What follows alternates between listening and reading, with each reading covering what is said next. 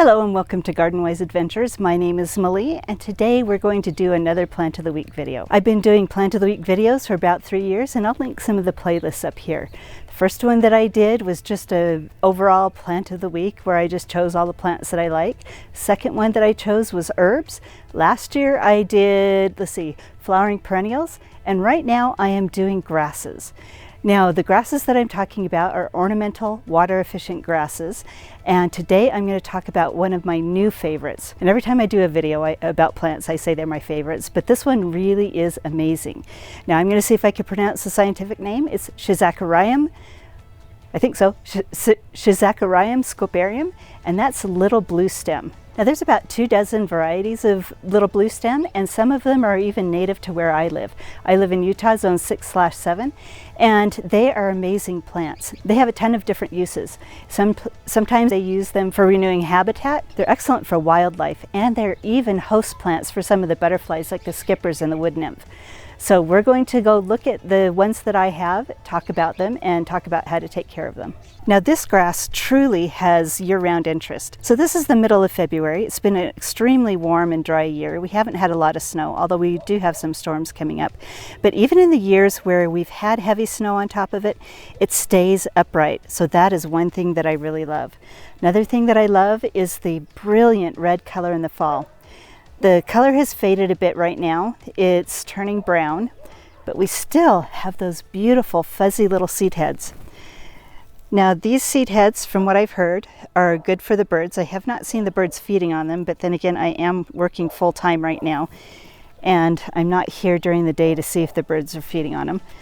But they're excellent for wildlife. Now in the spring, they are a beautiful steel blue. They only get about 2 to 4 feet tall and wide. This one's about 3 feet tall. And there are a few that will get, maybe 4 feet wide. So this is one of the smaller ones. This one's called Blaze. There's all sorts of different wonderful varieties. There's Standing Ovation, which is bigger. It gets more around 4 feet wide. There's the Blues, which is another one. But they're all kind of a steely blue, and they all get that gorgeous red fall and winter color. Now the one that I showed you previously is in full sun on the west side. This is on the north. It has a little tiny bit of western exposure, but during the summer it gets completely shaded out by my little hardy hibiscus right here.